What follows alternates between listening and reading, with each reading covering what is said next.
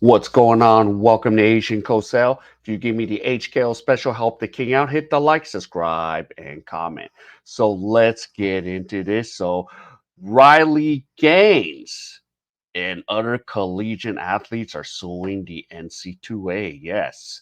And we're going to get right into this article right here. So, yeah, take a look.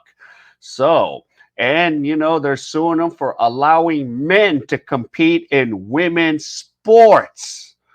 Yeah, see, atrocious, right? So, here we go. Riley Gaines and over a dozen other female athletes filed a lawsuit on Thursday against the NCAA over its policies that allow men to compete in women's sports. Gaines, a former swimmer with the University of Kentucky, and other female athletes say that the NCAA policies allowing men to compete in women's sports violate their privacy and has cost them opportunities.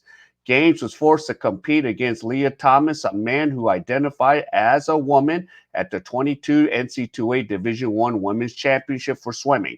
Gaines was also forced to share a locker room with Thomas, where he undressed in front of multiple women. So the NCAA has simultaneously imposed a radical anti-women agenda in college sports, reinterpreting Title IX to define women as a testosterone level, permitting men to compete on women's teams, and destroying female safe spaces in women's locker rooms by authorizing naked men possessing full male genitalia to disrobe in front of non-consenting college women and creating situations in which unwilling college female athletes unwillingly or reluctantly expose their naked or partially clad bodies to males, subjecting women to a loss of their constitutional right to bodily privacy, the lawsuit said. So here's Riley Gabe. It's official.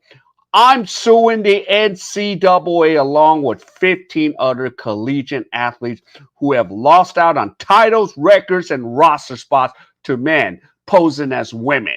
The NCAA continues to explicitly violate the Civil War. So that's what they're doing. Yep. So, yeah. And, about time, someone did something about it.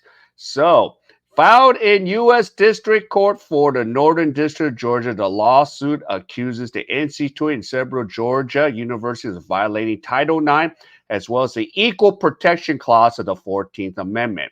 The lawsuit also accused the NC2A of attempting to chill the free speech of athletes through speech codes that might be interpreted to define any opposition to men competing in women's sports as transphobic.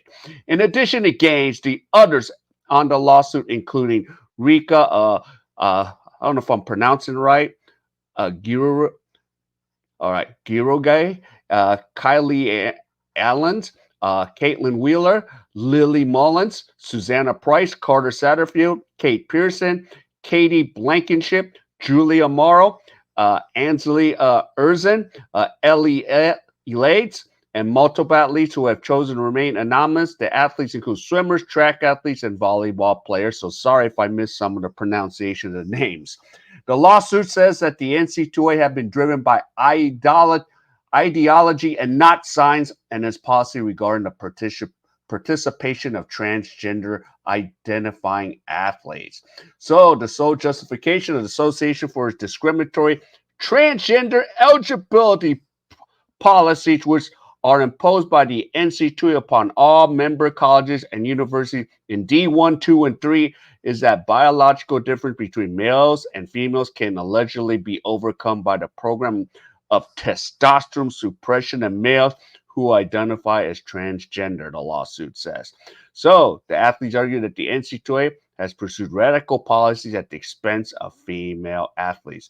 What is disappointing and unlawful is that NC2A aggressively applies his radical transgender eligibility policy, which diminish women's opportunities despite the clear Title IX imperative to hold separate competitions and separate championships for women where physiological advantage of men preclude mixed or open competition, and despite vast scientific and experimental evidence demonstrating the NC2A policies harm women, the lawsuit says, and the law demands that the NC2A revoke any award or record for any male who has competed as female and reverse policies align males to compete in women's sports. Yep.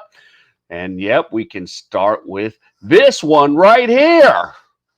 So it's really a tragedy, and it's been happening all over, and especially in a lot of these states. And of course, the state that I'm from, California. Oh my goodness. Yeah, they're really radical, aren't they, huh? So, and the NC2A. Now, I'm kind of glad that the Olympics said, oh, heck no, we're not doing this crap. We're not playing this game at all. So, yep, and I'm glad that Riley Gaines is fighting back on this and, putting the haps on this. So they need to, fight for the women's right in sports. There is no need for, transgender men in women's sports. Let's have their own category. If they don't want to swim in that, then they don't swim at all or compete in the allotted space that transgender should have, or else you don't compete at all. So, yep, that's how it's going to be. But, yep, glad Riley Gaines is doing something and hope they win and make some changes. All right, so if you're enjoying this content, please give me the HKO special help the king out. Hit the like, subscribe, and comment. So wherever you are, stay safe, and I'll see you in my next video.